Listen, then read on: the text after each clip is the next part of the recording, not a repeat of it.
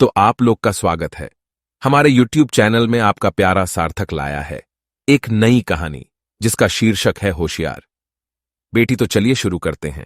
सीतापुर नाम के गांव में मोहनलाल नाम का एक बहुत ही अमीर सेठ रहता था, जिसके पास लगभग पूरे गांव की जमीन गिरवी थी।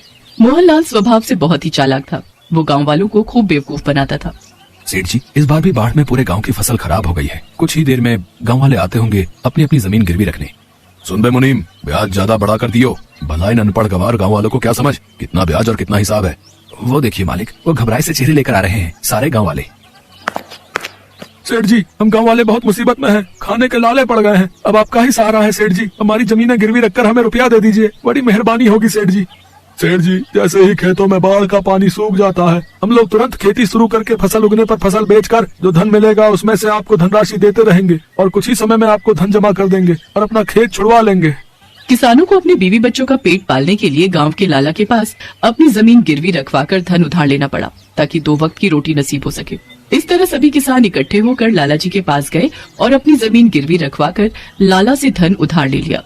उधार तो मैं दे दूंगा, पर तुम सबको मैं 3 साल का समय देता हूँ। तब तक पूरे पैसे चुका देना, नहीं तो तुम्हारी जमीनें मेरी हो जाएंगी। मुनीम जी, हिसाब बनाकर इन सबको समझा दो और अंगूठा लगवाकर उधार के रुपए दे दो।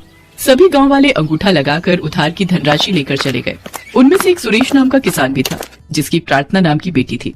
प्रार्थना बहुत ही तेज दिमाग की थी और बहुत ही समझदार भी। प्रार्थना की मां नहीं थी। बचपन से ही सुरेश ने अपनी बेटी को पाल पोस कर बड़ा किया था।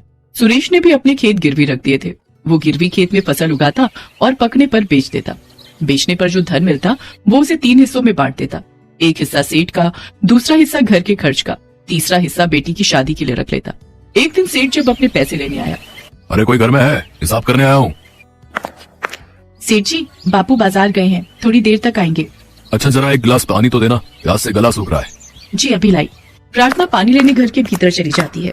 सेठ प्रार्थना को देखकर चकित रह जाता है। ये सुरेश की लड़की तो बहुत ही सुंदर है, काश। नमस्ते सेठ जी, मैं शाम को आपकी हवेली पर आ रहा था, पर बाजार का कुछ काम आ गया इसलिए आ नहीं सका। प्रार्थना बिटिया, सेठ जी के लिए लस्सी बना ला। नहीं, बस पानी से मेरी प्यास बुझ गई। ला, तू मेरे इस महीने के ब्याज के पैसे पकड़ा।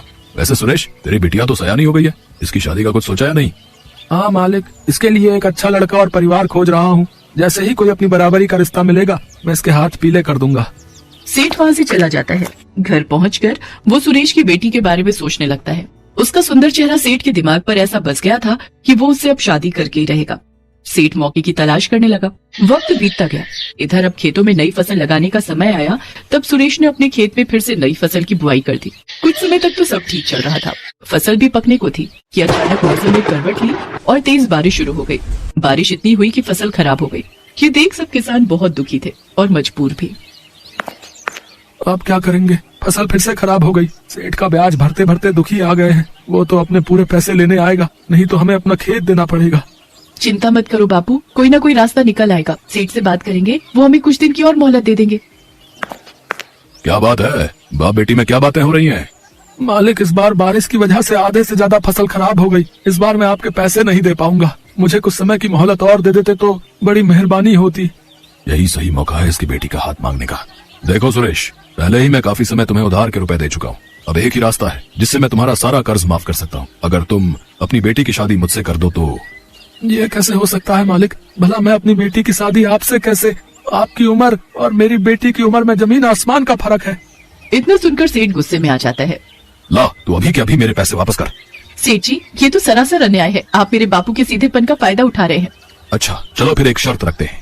कैसी शर्त? शर्त यह है कि मैं जमीन पर पड़े इन तमाम पत्थरों में से एक काला और एक सफेद पत्थर उस खाली मटके में डालूंगा। फिर तू बिना उस मटके के अंदर देखे उसमें हाथ डालकर कोई एक पत्थर बाहर निकालेगी। यदि पत्थर सफेद हुआ तो सुरेश, तुझे अपनी बेटी की शादी मुझसे करवानी होगी और तेरा सारा कर्ज भी माफ। और यदि काला पत्थर निकला तो तेरी बेटी को मुझसे शादी नहीं करनी होगी और तेरा सारा कर्ज भी माफ कर दूंगा। मुझे आपकी शर्त मंजूर है सेठ जी। पर बेटी, ये तो। प्रार्थना जानती थी सेठ एक मक्कार प्रवृत्ति का इंसान है, कोई ना कोई मक्कारी जरूर दिखाएगा। सेठ ने नजरें बचाते हुए काले और सफेद रंग की जगह सफेद रंग के ही 2 पत्थर मटके में डाले। सुरेश की बेटी सेठ की इस हरकत को अच्छे से देख रही थी और उसे पता चल जाता है कि सेठ धोखा दे रहा है। अगर सच बोल दूंगी तो सेठ को कर्जे के सारे रुपए देने होंगे। यदि नहीं बताया तो मुझे इसके साथ मजबूरन शादी करनी होगी। मुझे जल्दी ही उपाय सोचना होगा।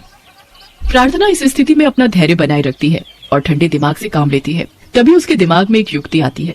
वो सेठ के कहने पर मटके से पत्थर निकालने चली जाती है। वो बिना देखे मटके से एक पत्थर निकालकर जैसे ही सेठ को देने जाती है, उसी समय झूठ-मूठ का जमीन पर गिर जाती है, जिस वजह से उसके हाथ का पत्थर जमीन में पड़े हुए तमाम पत्थरों से मिल जाता है।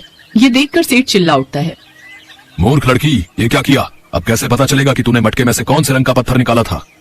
मैंने मटके से जो पत्थर निकाला था उसका रंग काला था। मैं कैसे मान लूं? ये हो ही नहीं सकता, तू झूठ बोल रही है। यकीन नहीं होता तो उस मटके में जो पत्थर है उसे निकाल कर देख लो। यदि पत्थर सफेद हुआ तो साबित हो जाएगा कि मैंने काला पत्थर निकाला था। प्रार्थना की ये बात सुनकर सेठ हक्का बक्का रह जाता है। उसके मुख से तो मानो आवाज ही चली जाती है, गला सूख जाता है। उसे पता था कि मटके में तो सफेद ही पत्थर है, काला तो है ही नहीं। वो अपने बिछाए जाल में खुद ही फंस जाता है। प्रार्थना मंद मंद मुस्कुराने लगती है। शर्त के मुताबिक अब सेठ को सुरेश का सारा कर्जा माफ करना पड़ता है। सेठ वहां से उदास मुंह लेकर घर लौट जाता है। अपनी बेटी की होशियारी पर आज सचमुच सुरेश को अभिमान था। कुछ समय बाद सुरेश धूमधाम से अपनी बेटी प्रार्थना की शादी एक अच्छे घर में कर देता। सो दोस्तों, आज की कहानी हुई समाप्त। लाइक एंड सब्सक्राइब करना ना भूले। फिर आता हूं एक नई कहानी के साथ। तब तक के लिए अलविदा।